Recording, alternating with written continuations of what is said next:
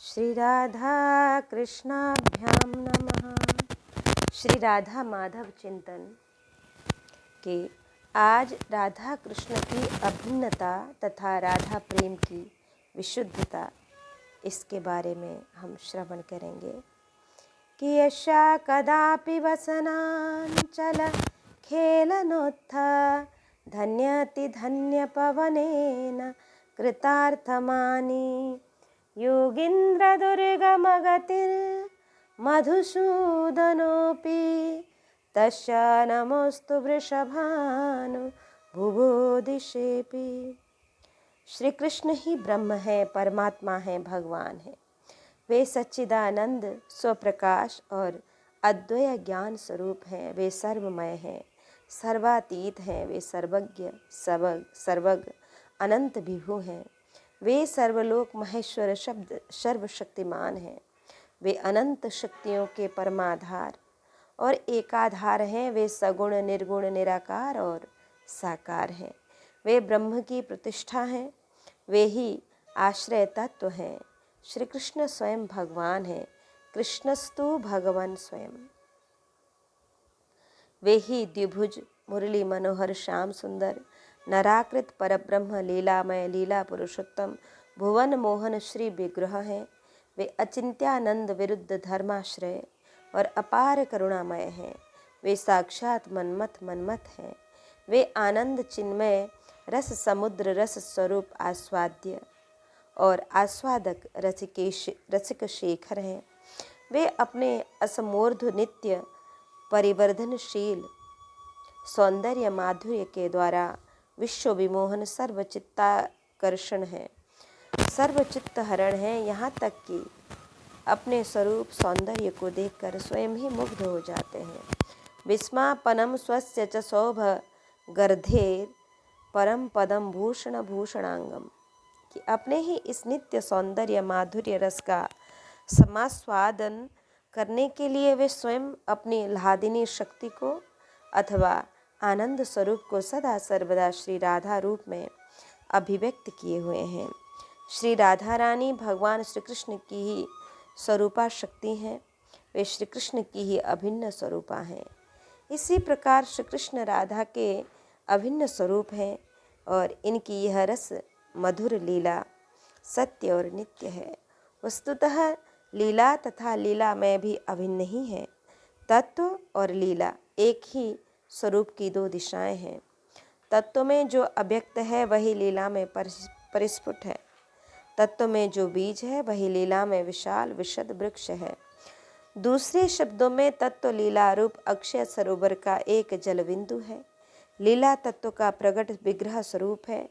तत्व की समग्रता ही लीला है। लीला का निगूढ़ रहस्य ही तत्व है। एक ही परम नित्यानंद रस ब्रह्म तत्व नित्य अखंड रहकर भी आस्वाद्य और आस्वादक रूप से दो रूपों में अभिव्यक्त होकर लीलायमान है। एक ब्रजेंद्र नंदन श्री कृष्ण और दूसरी श्री वृषभानु दुलारी श्री राधा। श्री कृष्ण रसमय हैं और श्री राधा भावमयी हैं। रति की दृष्टि से श्री राधा रानी मूर्तिमान, अधिरूढ़, महाभाव रूपा या मधुरा रति की सजीव प्रतिमा है। मदिया रतियानी श्री कृष्ण मेरे हैं। यह भाव ही गोपी भाव है। इसी भाव की चरम परिणति महाभाव स्वरूपिणी वृषभानु श्री राधा रानी है। मदिया रति की इस चरम और परम पूर्णतम परिणति में सर्वशक्तिमान के श्री कृष्ण निज स्वरूप शक्ति श्री राधा रानी के प्रति सोल्लास आत्मसमर्पण करते हैं। देहि पद पल्लव मुदारम। की काय व्यूहा शक्ति रूपिणी ब्रजदेवियों के सहित शक्ति और शक्तिमान का यह नित्य मधुर लीला विलासी नित्य महारास है। इस मधुराति मधुर अनंत विचित्र महारास की आत्मा अखिल आनंद चिन्मय रसामृत रूपिणी श्री राधा रानी है। श्री राधा भाव की साधना जगत के काम राज्य की वस्तु तो है ही नहीं, उसकी अत्यंत विरोधिनी है। श्री राधा रानी के स्वरूप तत्व का अध्ययन और श्री राधा भाव का साधन काम के कलुष को सदा के लिए धो डालने वाला है।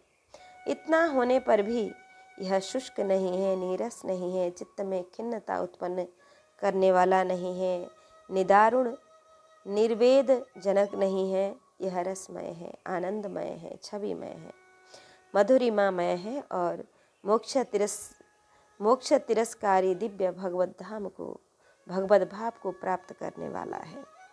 इसमें आत्यंतिक विषय विराग है, पर वह भी एक मधुर राग है। प्रेमी साधक इस राग के रसिक होते हैं। महात्मा गोकर्ण जी ने इसी ओर संकेत करते हुए वैराग्य राग रसिको भव कहा कि काम रूप अंधकार का प्रभाव वहीं तक है जहाँ तक दिव्य गोपी भाव या राधा भाव का निर्मल भास्कर उदय नहीं होता। राधा भाव के परमोज्जल रस साम्राज्य में कलंक की कामना प्रवेश ही नहीं है, कि कलंक की कामना का कोई प्रवेश नहीं है। अतुलनीय सौंदर्य माधुर्य राशि रोम रोम मधुर श्री कृष्ण जब अपने स्वरूप सौंदर्य को देखकर विस्मित और विमुग्ध होते हैं, उस समय उस मुग्धता से उनकी रक्षा करने की सामर्थ्य श्री राधा रानी में ही है। इसी से श्री कृष्णदास कविराज ने कहा है, राधा संगे यदा भाति तदा मदन मोहन अन्यथा विश्व मोहेपि स्वयं मदन मोहितः। ये श्री राधा रानी अनादि हैं। इनका प्रागट्य स्वयं भगवान के प्राकट्य की भांति ही दिव्य रूप में हुआ करता है। आज इन्हीं सच्चिदानंद विग्रह आनंदांश घनीभूता आनंद चिन्मया रस प्रतिभाविता लादिनी मूर्ति वृषभानुदुलारी श्री राधा रानी का प्रागट्य महोत्सव है। यह न कौतुक है, न तमाशा है, न यह मनोरंजन की वस्तु है, न यह काव्य कला के कल्पना कानंद के किसी सुगंधित सुमन की कल्पित छाया है। यद्यपि श्री राधा रानी सकल कलाओं की प्रसविनी है, निखिल ललित कलामय है, निर्मल संगीत सौंदर्य कला विलास की जीती जागती प्रतिमा है। अनंत विश्व ब्रह्मांड के समष्टि मन रूप भगवान श्री कृष्ण के मन को मोहित तथा रंजित करने वाले हैं, परम कौतुकमयी हैं। तथापि इनका यह सभी कुछ दिव्य है। श्री राधा रानी के प्रेम राज्य में प्रवेश करने वाले परम भाग्यवान लोग ही इसका अनुभव कर सकते हैं। श्री राधा रानी उनकी काय विहुरूपा किन्हीं ब्रजदेवी अथवा श्री राधा रानी के अभिन्न स्वरूप उनके नित्य आराध्य और नित्य आराधक श्री कृष्ण की कृपा से ही उसमें प्रवेश पाया जा सकता है और उनकी कृपा से ही अनुभूति भी हो सकती है कि राधा रानी कौन थी, इसके साथ श्री कृष्ण लौकिक रूप से क्या संबंध था, श्री कृष्ण जी का क्या संबंध था, विवाह हुआ था या नहीं, इन सब बातों पर बहुत आलोचना हो चुकी है और इस विचार में कोई लाभ भी नहीं है। आज इस प्रागट्य महोत्सव के दिन हम सब श्री वृषभानु दुलारी कीर्तिदा कुमारी के पावन चरणों में श्रद्धा भक्ति पूर्वक अनंत प्रणिपात करके उनसे अनेक पवित्र प्रेम की भिक्षा मांगते हैं। बोलो वृषभानु दुलारी कीर्तिदा कुमारी की जय। रात्रि में कि यो ब्रह्म रुद्र शुक नारद भीष्म मुख्यैरालक्षितो न सहसा पुरुषस्य तस्य सद्यो वशीकरण चूर्ण मनंत शक्तिम तम राधिका चरण रेणु मनुस्मरामि। कि समस्त संसार के प्राणी भोग सुख की कामना करते हैं, सभी के मन सदा भोग लालसा से भरे रहते हैं। मनुष्य दिन रात इसी चिंतन में लगा रहता है और जलते हैं कि उनकी भोग लालसा पूरी हो। इस भोग काम को लेकर ही जगत के प्राणी निरंतर दुख सागर में डूबते और उतरते रहते हैं। यह भोग काम मनुष्य के ज्ञान को ढके रखता है। मनुष्य भूल से भोग काम को ही प्रेम मान लेता है और काम के कलुषित गरल कुंड में निमग्न रहकर प्रेम के पवित्र नाम को कलंकित करते हैं। वस्तुतः काम और प्रेम में महान अंतर है। जैसे कांच और हीरा देखने में एक से दिखाई देते हैं, पर दोनों में महान भेद है। अनुभवी जौहर ही असली हीरे को और उसके मूल्य को पहचानते और पहचान पाते हैं। इसी प्रकार प्रेम की पहचान भी किन्हीं बिरले भोग काम लेश शून्य प्रेमी महानुभाव को इनको ही होती है। काम अंधतम है, प्रेम निर्मल भास्कर है। अंधा मनुष्य अपने को ही जानता है, दूसरे को नहीं, परंतु कामांध मनुष्य तो अपना हित भी नहीं देखता। इसी से काम को अंधतम कहा गया है। काम का उदय होने पर विद्वान की विद्वता, त्यागी का त्याग, तपस्वी का तपस्या, साधु की साधुता और वैराग्य का वैराग्य सभी हवा हो जाते हैं। कामांध मनुष्य अपना कल्याण ही नहीं नष्ट करता, सर्वनाश कर डालता है। काम की दृष्टि रहती है अध इंद्रियों को तृप्त करने में, और प्रेम का लक्ष्य रहता है ऊर्ध्वतम भगवान के आनंद विधान की ओर। काम के आत्मा का अधपात होता है और प्रेम से दिव्य भगवत आनंद का दुर्लभ आस्वादन मिलता है। अतएव काम तथा प्रेम परस्पर अत्यंत विरुद्ध हैं। काम और प्रेम का भेद बतलाते हुए श्री चैतन्य चरितामृत में कहा है कि कामेर तात्पर्य निज संभोग केवलम, कि सुख कृष्ण सुख तात्पर्य प्रेम तो प्रबल। लोक धर्म वेद धर्म देह धर्म कर्म, लज्जा धैर्य देह सुख आत्म सुख मर्म, सब त्याग करे कृष्णेर भजन, कृष्ण सुख हेतु करे प्रेमेर सेवन। अतएव कामे प्रेमे बहुत अंतर, काम अंधतम प्रेम निर्मल भास्कर। मनुष्य की कामना जब शरीर में केंद्रित होती है तब उसका नाम होता है काम, और जब श्री कृष्ण में केंद्रित होती है तब वह प्रेम बन जाती है। यह जितेंद्रिय तृप्ति की इच्छा, भोग सुख कामना जिसकी जितनी कम है वह उतना ही महान है। जो निज भोग सुख को सर्वथा भूल कर सर्वथा पर सुख परायण हो जाते हैं वे सच्चे महापुरुष हैं, और जिनका आत्म सुख सदा सर्वथा श्री कृष्ण सुख में परिणित हो जाता है वे तो महापुरुषों के द्वारा भी परम वंदनीय हैं। उनकी तुलना जगत में कहीं किसी से होती ही नहीं। गोपांगनाएं ऐसे ही कृष्ण सुख प्राण और सहज कृष्ण सुख स्वभावा थीं। वे ही सच्ची प्रेमिकाएं थीं। इसी से वे वेद धर्म देह धर्म लोक धर्म लज्जा धैर्य देह सुख आत्म सुख स्वजन एवं आर्यपतियों सब सर्वस्व त्याग करके सदा श्री कृष्ण का सहज भजन करती थीं। जब तक मन में जरा भी लोक परलोक भोग मोक्ष आदि की कामना रहती है तब तक सर्वत्याग हो ही नहीं सकता। श्री कृष्ण के सुख के लिए सर्वत्याग यही गोपी की विशेषता है। निज सुख के लिए लोग बहुत कुछ त्याग करते हैं, परंतु केवल कृष्ण सुख के लिए सर्वत्याग करना केवल गोपी में ही संभव है। वस्तुतः यह श्री कृष्ण सुख गोपी प्रेम का स्वरूप लक्षण है और सर्वत्याग तटस्थ लक्षण है। निज सुख कामना को प्रीति रस की उपाधि कहा गया है। गोपी प्रेम में यह उपाधि नहीं है, इसी से गोपी प्रेम को निरुपाधि प्रेम कहते हैं। प्रश्न हो सकता है, तो क्या श्री कृष्ण के दर्शन की गोपी को इच्छा नहीं है, और क्या उनका दर्शन प्राप्त करके भी वे सुखी नहीं होती?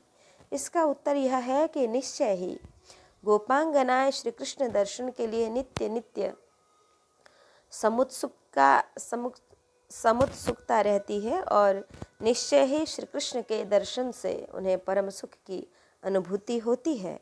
इतना अधिक सुख इन्हें होता है कि उससे उनके मुखमंडल पर, उनके अंग प्रत्यंग में, उनके रोम रोम में प्रफुल्लता की बाढ़ आ जाती है।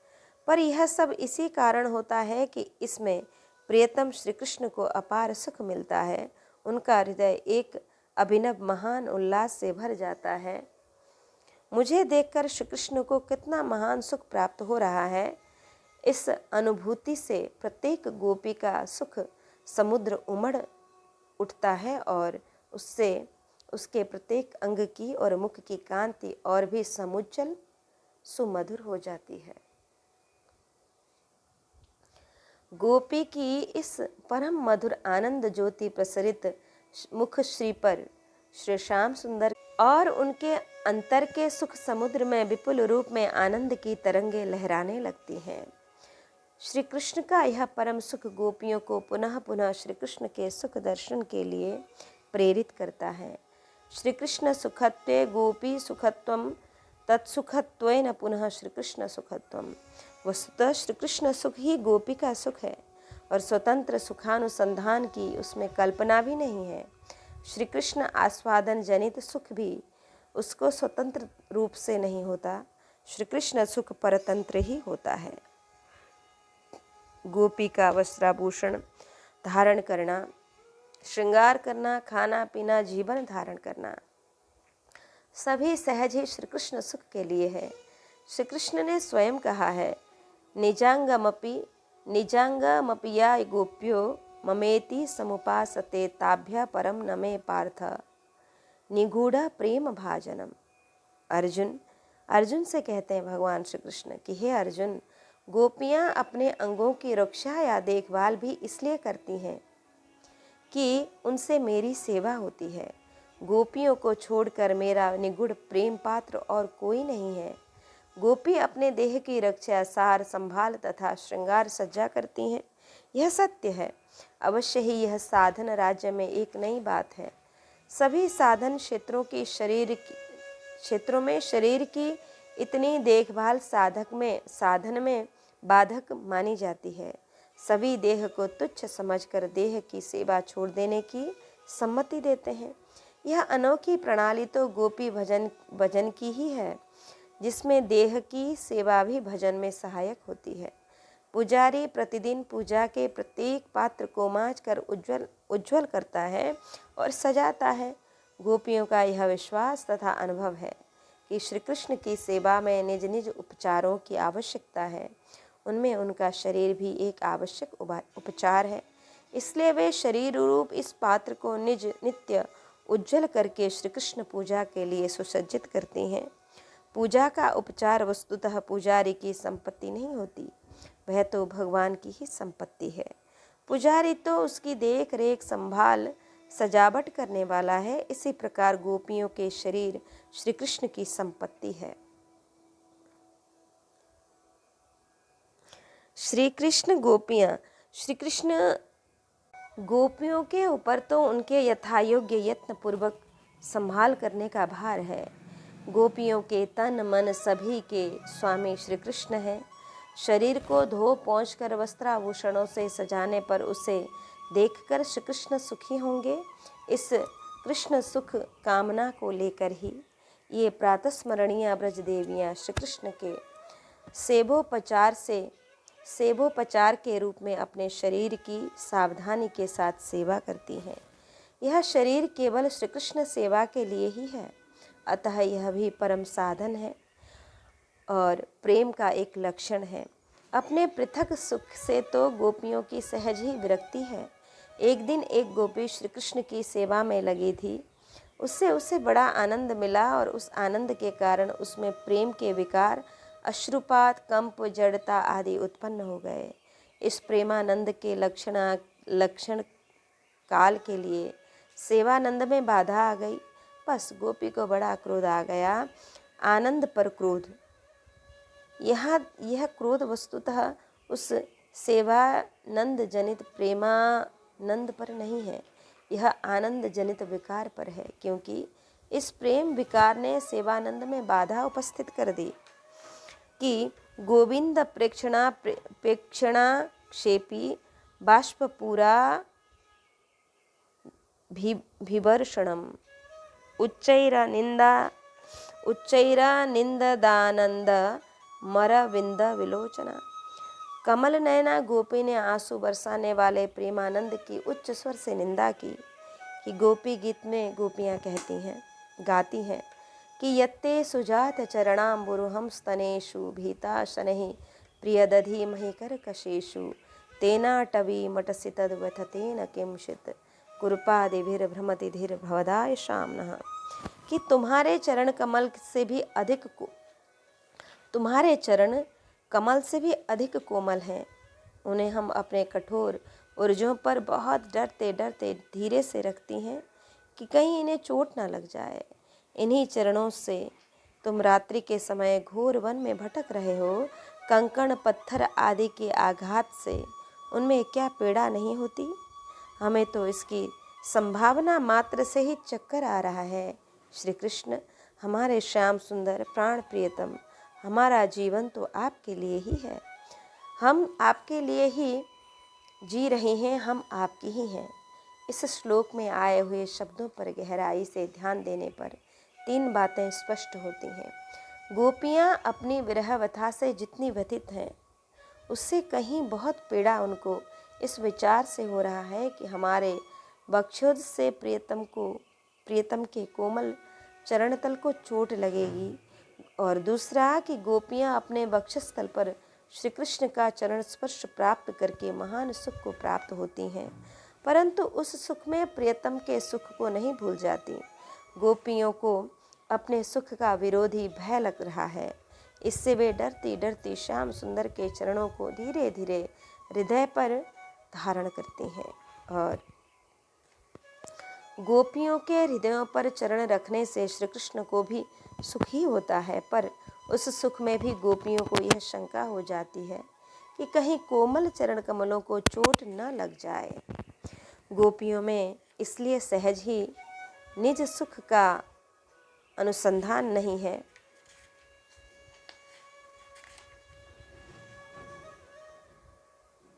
उनके शरीर मन वचन की सारी चेष्टाएं और संकल्प श्री कृष्ण सुख के लिए ही होते हैं। इसी से उनका सर्वत्याग स्वाभाविक है। गोपियों में सर्वत्याग की भी विचार बुद्धि नहीं है। और हमारे सर्वत्याग से श्री कृष्ण सुखी होंगे, इस प्रकार के विचार से वे सर्वत्याग नहीं करती। उसमें श्री कृष्ण सुख कामना की कर्तव्य बुद्धि भी नहीं है। श्री कृष्ण के प्रति सहज अनुराग ही सर्वत्याग कराता है। यह तो गोपियों का सहज स्वभाव है, उनका स्वरूपभूत लक्षण है। उनकी प्रत्येक क्रिया सहज ही श्री कृष्ण सुख के लिए होती है। भगवान स्वयं कहते हैं कि एवं मदर्थोज्जित लोक वेद स्वाना हिवो मय्यनुवृत्त ये वलः मया परोक्षम भजता तिरोहितम मासु इतम मारहत तत्प्रियम प्रियः। गोपियों, इसमें संदेह नहीं कि तुम लोगों ने मेरे लिए लोक मर्यादा, वेद मार्ग और अपने स्वजनों का भी त्याग कर दिया है। ऐसी स्थिति में तुम्हारी मन और न ली जाए, मुझ में ही लगी रहे, इसलिए परोक्ष में तुम लोगों से प्रेम करता हुआ ही मैं यहीं छिप गया था। भगवान ने उद्धव जी से कहा है कि ता मन मनस्का मत प्राणा मदर्थे त्यक्त दैहिका। मेरा मन ही गोपियों का मन है और मेरे ही प्राणों से वे अनुप्राणित हैं, और मदर्थ मेरे लिए उन्होंने देह के सारे लौकिक कार्य त्याग दिए हैं। इसी प्रकार गोपियों को अपने दुख का भी अनुसंधान नहीं है। उनका महान दुख भी यदि श्री कृष्ण के सुख का साधन है, तो वह उनके लिए ब्रह्मानंद से भी बढ़कर सुखरूप है। श्री कृष्ण थोड़ी सी दूर पर मथुरा में रहे, पर उनकी इच्छा के प्रतिकूल गोपियों के मन में कभी मथुरा जाकर श्री कृष्ण से मिलने की कल्पना भी नहीं आई। असह्य दुख में भी श्री कृष्ण सुख की कामना वे कैसे करती? इसका एक उदाहरण देखिए। ब्रज से मथुरा जाते समय श्री राधा ने हंसकर उद्धव से कहा, स्यन्नः सौख्यम यद्यपि बलवद गोष्ठमाप्ते मुकुंदे यद्यल्पापि क्षतिरुदयते तस्य मागात् कदापि अप्राप्तेस्मिन् यद्यपि नगरादार्तिरुग्रा भवेन्नः सौख्यम तस्य स्फुरति हृदि चित्तत्र वासम करोतु। कि उद्धव, यद्यपि श्री कृष्ण के गोष्ठ में पधारने से हमें बहुत बड़ा सुख होता, यद्यपि यदि उनमें इनकी जरा भी क्षति हो तो वे कभी न पधारे। दूसरी ओर उनके मथुरा नगरी से यहाँ न आने से यद्यपि हमें बड़ी भारी पीड़ा है, फिर भी यदि उससे उनके चित्त में सुख का उदय हो तो वे सदा वहीं निवास करें। इससे सिद्ध है कि गोपी में निज सुख का कामना सर्वथा सहज ही अभाव है। श्री कृष्ण सुख ही उनका सर्वस्व है, स्वभाव है और जीवन है। इसी से श्री कृष्ण गोपियों के नित्य ऋणी हैं। भगवान श्री कृष्ण ने अपना यह सिद्धांत घोषित किया है, ये यथा माम प्रपद्यन्ते तांस तथैव भजाम्यहम्। जो मुझको जैसे भजते हैं मैं उन्हें वैसे ही भजता हूँ। इसका यह तात्पर्य समझा जाता है कि भक्त जिस प्रकार से तथा जिस परिमाण से फल को दृष्टि में रखकर भजता है, भजन करता है, भगवान उसको उसी प्रकार तथा उसी परिमाण में फल देकर उसका भजन करते हैं। सकाम, निष्काम, शांत, दास्य, वात्सल्य, सख्य आदि की जिस प्रकार की भावना भक्त की होती है, वैसे ही प्रभु उसे स्वीकार करते हैं।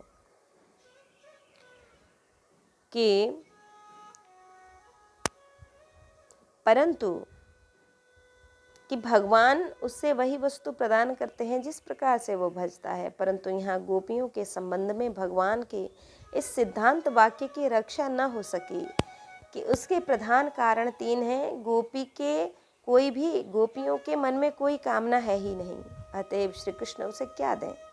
गोपी के कामना है कि केवल श्री कृष्ण सुख की। श्री कृष्ण इस कामना की पूर्ति करने जाते हैं तो उनको स्वयं अधिक सुखी होना पड़ता है। अतः इस दान से ऋण और भी बढ़ता है। जहाँ गोपियों ने सर्व त्याग करके केवल श्री कृष्ण के प्रति ही अपने को समर्पित कर दिया है, वहाँ श्री कृष्ण का अपना चित्त बहुत जगह बहुत से प्रेमियों के प्रति प्रेम युक्त है। अतएव गोपी प्रेम अनन्य और अखंड है, श्री कृष्ण प्रेम विभक्त और खंडित है। इसी से गोपी के भजन का बदला उसी रूप में श्री कृष्ण ने उसे नहीं दे सकते।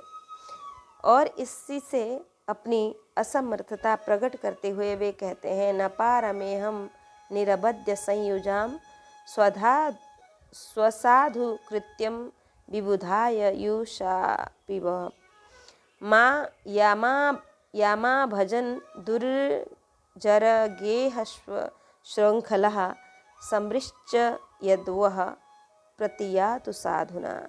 गोपियों, तुमने मेरे लिए घर की उन बेड़ियों को तोड़ डाला है जिन्हें बड़े बड़े योगी यति भी नहीं तोड़ पाते।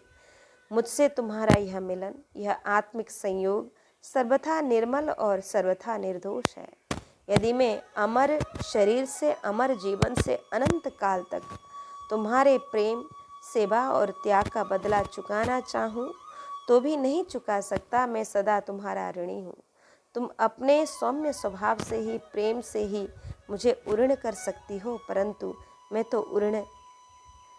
तो तुम्हारा ऋणी ही हूँ। प्रेम मार्गी भक्त को चाहिए कि वह अपनी समझ से, तन मन वचन से होने वाली प्रत्येक चेष्टा को श्री कृष्ण के सुख के लिए ही करे। जब जब मन के प्रतिकूल स्थिति प्राप्त हो तब तक उसे श्री कृष्ण की सुखेच्छा जनित स्थिति समझकर परम सुख का अनुभव करे। यूं करते करते जब प्रेमी भक्त का केवल श्री कृष्ण सुख काम अनन्यता पर पहुंच जाता है, तब श्री कृष्ण के मन की बात भी उसे मालूम होने लगती है। गोपियों के श्री कृष्णानुकूल जीवन में यह परिचय है। उनके जीवन को श्री कृष्ण अपना सब कुछ बना लेते हैं। श्री कृष्ण स्वयं कहते हैं, सहाय गुरुवः शिष्या भुजिष्या बांधवा स्त्रिय सत्यम बदामि ते पार्थ गोप्य किम में भवन्ति नः। कि गोपियाँ मेरी सहायिका, गुरु, शिष्या, भोग्या, बांधव, स्त्री सब हैं। अर्जुन, मैं तुमसे सत्य ही कहता हूँ कि गोपियाँ मेरी क्या नहीं है, अर्थात सब कुछ है।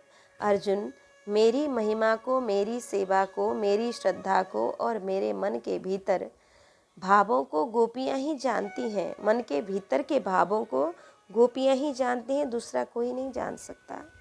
श्री कृष्ण सुख जीवना, श्री कृष्ण प्राणा, श्री कृष्ण परिनिष्ठित मति गोपियों के संबंध में श्री चैतन्य चरितामृत में कहा है कि जितेंद्रिय सुख हेतु कामे तात्पर्य कृष्ण सुखेर तात्पर्य गोपी भाव वर्य। यह गोपी स्वरूप की एक छोटी सी झांकी की छाया मात्र है। इन गोपियों में सर्व शिरोमणि है श्री वृषभानु दुलारी श्री राधा जी। गोपियाँ श्री राधा की काय व्यूह रूपा हैं और गोपियों का परम आदर्श और परम शिव्य श्री राधा में ही निहित है। श्री राधा रूपी दर्पण में ही श्री कृष्ण का पूर्ण दर्शन प्राप्त होता है और वह दर्शन भी श्री कृष्ण को ही होता है। दर्पण का दृष्टांत भी एक देशी ही है, क्योंकि दर्पण केवल प्रतिबिंब को, छाया को ग्रहण करता है, परंतु प्रेमी का प्रेम भरा हृदय तो बिंब को, मूल वस्तु को ही ग्रहण करता है। प्रेमी के हृदय में परम प्रियतम श्री कृष्ण के रूप की छाया नहीं पड़ती, वहाँ तो वे स्वयं सदा सुखपूर्वक निवास करते हैं। वाल्मीकि जी ने स्थान निर्देश करते हुए भगवान श्री राम को उनके नित्य निवास के लिए निज घर बतलाया था कि जाहि न चाहिए कबहु कछु तुम सन सहज सनेहु बसहु निरंतरता सो मम सोराउर निज गेहु। प्रेम का स्वरूप बतलाते हुए कहते हैं कि सर्वथा ध्वस रहितम सत्यपि ध्वस कारणे यद भाव बंधनम यूनो सप्रेमा परिकृतितः।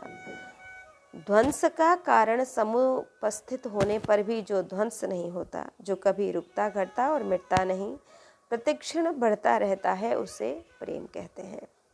प्रेम की जो जो प्रगाढ़ता होती है, त्यों त्यों उसमें नए नए रूपों का आविर्भाव होता रहता है। रस शास्त्र में उन्हीं को विभिन्न नामों से बतलाया गया है। प्रेम प्रगाढ़ होते होते क्रमशः स्नेह, मान, प्रणय, राग, अनुराग भाव और महाभाव का स्वरूप प्राप्त करता है। शांत, दास्य, सख्य, वात्सल्य और मधुर रति में भी उत्तरोत्तर उत्कृष्टता और पूर्णता है।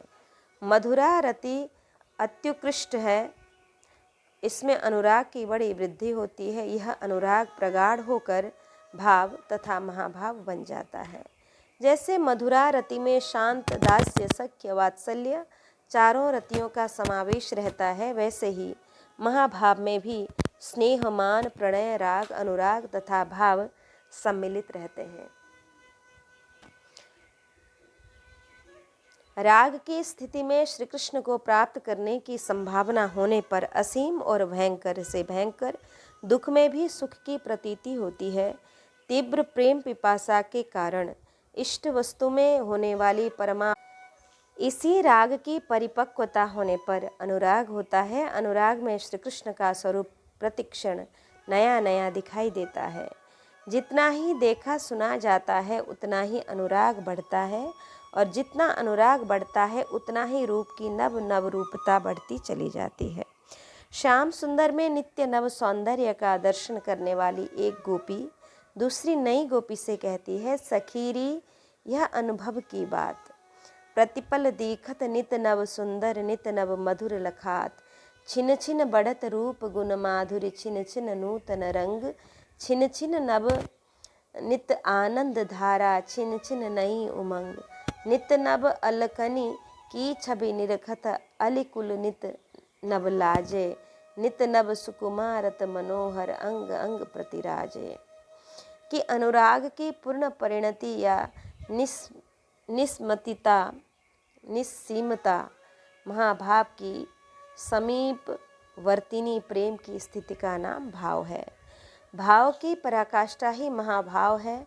महाभाव सूर्य के सदृश है। सूर्य के दो स्वभाव हैं। जिसके साथ सूर्य का संपर्क होता है उसके अंधकार का नाश कर देना और अपनी शुभ किरण माला से उसे स्नान करा देना। इसी प्रकार महाभाव की भगवान श्री कृष्ण की असीम कृपा से जिसके हृदय में उदित हो जाता है, असीम कृपा जिसके हृदय में उदित हो जाता है, उसके हृदय में अनादिकाल से स्थित स्वसुख तात्पर्य रूप अंधकार को वह सदा के लिए हर लेता है और निज संबंधी जन्मात्र के भीतर नित्य परमानुराग में बना देता है। महाभाव की रूढ़ और अधिरूढ़ दो अवस्थाएं हैं। महाभाव की जिस अवस्था में सात्विक भाव उद्दीप्त हो उठते हैं उसे रूढ़ महाभाव कहते हैं। गोपी प्रेम में इस रूढ़ भाव की अभिव्यक्ति होती है। यह रूढ़ महाभाव श्री कृष्ण की पटरानियों के लिए अति दुर्लभ है। यह तो केवल ब्रज देवियों के द्वारा ही संवेद्य है, ब्रज सुंदरियों में ही संभव है। मुकुंद मही श्री बृंदैर प्यासावती दुर्लभ ब्रज दिव्य कसम वेद्यो महाभावाख्य युच्यते। जिसमें रूढ़ भावुक्त समस्त अनुभावों से सात्विक भाव किसी विशिष्ट दशा को प्राप्त हो जाते हैं, उसे अधिरूढ़ महाभाव कहते हैं। श्री राधा इस अधिरूढ़ महाभाव की घनीभूत प्रत्यक्ष मूर्ति हैं। श्री राधा के प्रेम का नाम ही अधिरूढ़ महाभाव है। इस अवस्था में श्री कृष्ण के मिलन और विरह जनित सुख और दुखों का साथ ही साथ अतुलनीय रूप में उदय होता है। इस अधिरूढ़ महाभाव के दो प्रकार हैं, मोदक और मादक। मोदक महाभाव श्री कृष्ण में भी होता है। श्री राधा रानी की विरह व्याकुल स्थिति को भी मोदन या मोहन कहते हैं। मोहन अवस्था को दिव्योन्माद भी कहा जाता है। मादन महाभाव श्री राधा की ही एकमात्र संपत्ति है, लादिनी शक्ति की परिपूर्ण परिणति है, मादन है। इसमें श्री राधा रानी नित्य अनवच्छिन्न मिलनानंद का अनुभव करती हैं। श्री कृष्ण के नित्य नवीन माधुर्य के प्रादुर्भाव का कारण श्री राधा जी ही हैं। श्री राधा का दुर्लभ प्रेम श्री कृष्ण की अप्रतिम माधुर्य राशि को सर्वतो भावेना केवल ग्रहण ही नहीं करता, ग्रहण करके वह उस माधुर्य को और भी विशेष रूप से उज्जवल तथा अनवरत उज्ज्वलतर करता रहता है। श्री कृष्ण माधुर्य के नित्य नवीनत्व की प्रकाश भूमि है। श्री राधा की नित्य वर्धनशील उत्कंठा श्री राधा का प्रेम विभोर होकर भी नित्य वर्धनशील है और श्री कृष्ण का माधुर्य नित्य वस्तु होकर भी नित्य नवायमान है। श्री कृष्ण का सानिध्य ही श्री राधा प्रेम की वर्धनशीलता और श्री राधा का सानिध्य ही श्री कृष्ण मधुरिमा की नित्य नवायमानता है। यह महाभाव की लीला अनंत काल तक चलती ही रहती है। श्री कृष्ण निष्ठ मधुरिमा और श्री राधा निष्ठ उत्कंठा दोनों ही असीम और अनंत हैं। श्री राधा रानी श्री कृष्ण माधुरी का आस्वादन नित्य निरंतर स्वर्ण रूप से संपूर्ण रूप से करती हैं, तो उस माधुरी का कहीं अंत तो आता ही नहीं। वह उत्तरोत्तर अपने मधुर स्वरूप में तथा परिणाम में बढ़ता ही रहता है और श्री राधा की माधुर्यास्वादन की पिपासा भी उत्तरोत्तर बढ़ती रहती है। यह राधा कृष्ण का नित्य विहार अनादिकाल से अनंत काल तक नित्य निरंतर चलता ही रहता है। श्री राधा भाव दिव्याति दिव्य प्रेम माधुर्य सुख सुधा सागर का सुधा रस का एक अगाध अनंत असीम महासमुद्र है। उसमें नित्य नई नई अनंत दिव्य अमृतमय मधुरिमा तथा महिमामयी अनंत वैचित्र्यमयी महातरंगे उठती हैं। यह आज का राधा भाव का दिग्दर्शन भी राधा भाव महासागर की किसी एक तरंग का सीकर मात्र है। प्रातस्मरणीय आचार्यों तथा प्रेमी महात्माओं ने उनके जो विभिन्न रूपों के दर्शन और वर्णन किए हैं, वे सभी सत्य हैं। श्री राधा के असीम तथा अनंत महिमामय रूप स्वरूप तथा तत्व की, उनके आनंद और प्रेम की, उनके श्री कृष्ण मिलन और विरह की व्यथा और उनकी व्याख्या मुझ सरीखा तुच्छ जीव कैसे कर सकता है। उसके एक एक तरंग में, उनकी एक एक तरंग में अनंत काल तक निवास तथा विचरण किया जा सकता है। यूँ श्री राधा कृष्ण की अभिन्न स्वरूपा हैं, यूँ श्री राधा श्री कृष्ण की ही अभिन्न स्वरूपा हैं। भगवान का आनंद स्वरूप ही श्री राधा के रूप में अभिव्यक्त है। श्री राधा श्री कृष्ण एवं एक और अभिन्न है, वो अलग नहीं है। श्री राधा श्री कृष्ण की प्रेयसी हैं, श्री राधा श्री कृष्ण की आराधिका हैं, उनकी भक्ता हैं। श्री राधा श्री कृष्ण की आराध्य उपास्या हैं। श्री राधा विश्व जननी है, विश्वमयी है, विश्व स्वरूपा हैं, विश्वातीत हैं। श्री राधा योग माया है, दैवी माया है, निज माया है। श्री राधा श्री कृष्ण की शक्ति है, यह शक्ति ही सर्व शक्तिमान श्री कृष्ण की आत्मा है। श्री राधा कपियों की काव्य सामग्री है। श्री राधा सबकी आराध्या है। श्री राधा अनिर्वचनीय है, श्री राधा अचिंत्य है। मेरे एक नाम आधार, को देखत निज रूप ब्रह्म पर निराकार अभिकार। को करि निज को करि निज तादात्म्य आत्म महा जो सम सर्वाधार। को दृष्टा देखत प्रपंच जिम मिथ्या स्वप्न विकार।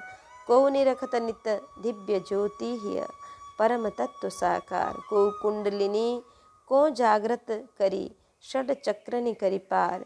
पहुँचत शिखर सहस दल ऊपर जोग सिद्धि को सार। को अनहद धुनि सुनत दिवस निशि अजपा जाप संहार। को निष्काम कर्म रत जोगी को नित करत विचार। को कमलापति को गिरिजापति नाम उरधार, नाम रूप उरधार। भक्त कल्प तरु राम कृष्ण को सेवत अति सत्कार। हो जड़मति अति मूढ़ हठीलो नटखट निपट गवार। राधे राधे रटो निरंतर मनिसार को सार, मानिसार को सार। राधे राधे रटो निरंतर मानिसार को सार। बोलो श्री वृषभानु दुरारी श्री कीर्तिदा कुमारी की। इस प्रकार से आज हमने श्री राधा कृष्ण की अभिन्नता तथा राधा प्रेम की विशुद्धता का श्रवण किया। यह श्री हनुमान प्रसाद पोद्दार जी द्वारा लिखित है और इसी का हम श्रवण कर रहे हैं।